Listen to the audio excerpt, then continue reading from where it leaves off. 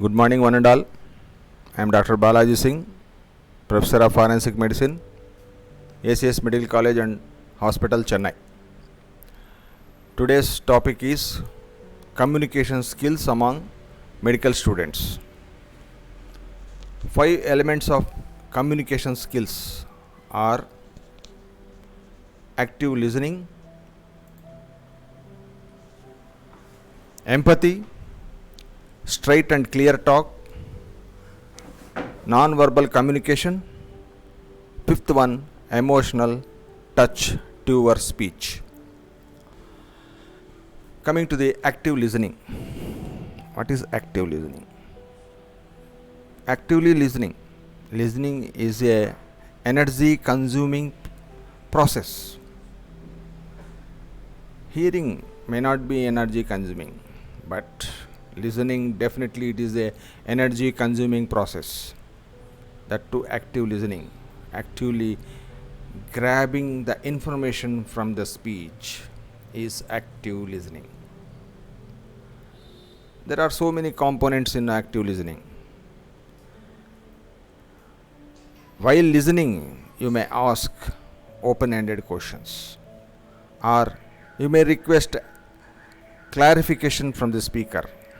While listening, be attentive. You can summarize what you have listened. You can add some paraphrases. Paraphrase means whenever the strange word, a new word comes, you are expressing your understanding by a different word which is having a similar meaning with that new word, so that you can gain a better clarification while listening. While listening, please make a reflect of feelings. Corresponding feeling you can reflect in your face or by hand, like that, by head nodding or something by facial expression. That is reflective feelings. Be tuned to the feelings of the speaker. A listener can ask any probing questions for better understanding. Open-ended questions is which demands a question which demands elaborate answers. Paraphrases or listeners express the meaning of the words in his own understanding. Probing questions for better understanding. Relevant questions. An intelligent question will indicate your attention towards the listening. Number 2 is the empathy.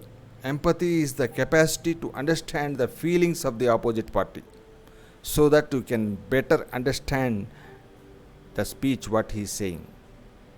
Empathy will makes you establishing a better rapport with the opposite person. Communication is 3 types basically.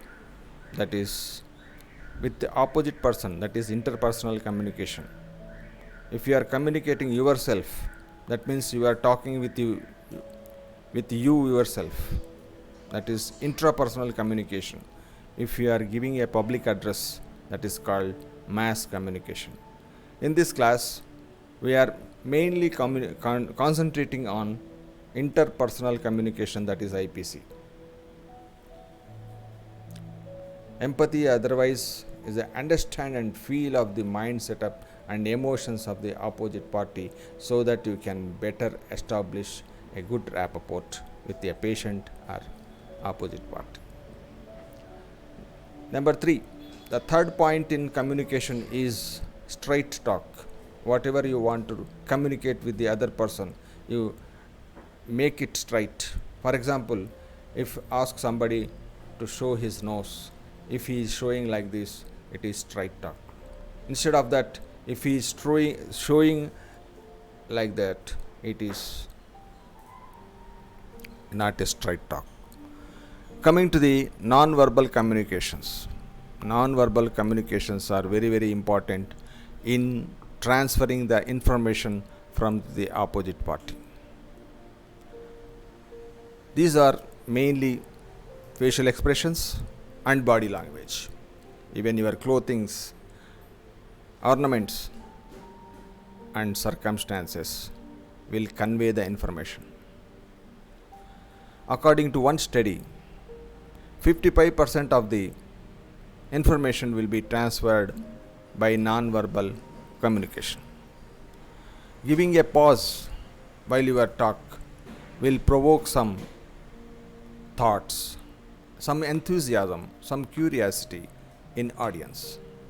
Even making some silence during your speech will cause a communication for approval, disapproval, or apathy, or sometimes silence is a sign of courtesy, respect, and profound emotion. Silence also speaks. Coming to the third point is the laughter. Laughter is a double-edged sword. You can smile at somebody. You can laugh at somebody. There is a lot of meaning. You can smile at somebody with a friendly nature, inviting him. But laughter is sometimes sarcastic or it is an indication of cruelty. Laughter is a double-edged sword, so you have to use cautiously. Last one, vocalization. Sounds without words, just like sighs, whines, throat clearing. Such sounds also will transfer some information. Non-verbal communications are body language, body movements, that is kinesics, or a touch, that is called haptics, a touch of compassion, a touch of love. If the doctor is touching with his patient, it will help him for speedy recovery. A touch of compassion and love and affection. It conveys a lot of information. Then coming to the physical appearance, what is your dress, what your belongings, all those things will give some information. Coming to the artifacts of your appearance, you are adding some artifacts to your appearance by wearing ornaments or some other additions, garlands, or any tie, a suit, a special suit. All those things will give some information towards your speech. Coming to the paralanguage. What is paralanguage? We'll discuss in next slide. Silence, already discussed. Environmental factors, circumstances, picture, a picture of scene of picture will give some information. Proxemics, it is a personal space during communication. Chronemics, it is a time and timing during communication. Paralanguage is nothing but non-lexical components of speech, either intonation or differences in pitch of your voice and speed of your speech and hesitation noises, gestures and facial expressions. These are comes under paralanguage. Intonations are a difference in pitch of your voice. Same word you can say in a different pitch will convey different meanings. Proxemics is the study of human use of space and the effects in communication. Chronemics is the role of time in communication. Artifacts, already told, it is a jewelry or belongings of your appearance. Environmental factors, that is circumstantial evidences of your communication. If it is a festive mood, the decoration and all, it indicates it is a festival. Or the scene itself indicates is the funeral. The scene of crime scene, a tranquility and peace will be having some its own information. Scene of joy and celebration, a scene of study and learning. These are all different scenarios and scenes which communicates their own importance. Coming to the facial expression. face is very expressive by God's grace. Whatever eyes, eyebrows, lips, all these things will give some information instantly. Laughter, anger, sarcasm, happy, surprise, all can be instantly expressed by face. Even animals, even any blind people also, they can express their feelings by face. Coming to the body language, using our hands, we can talk, we can communicate so many things. What is the advantage of non-verbal communication? You can better control, you can express our compliment.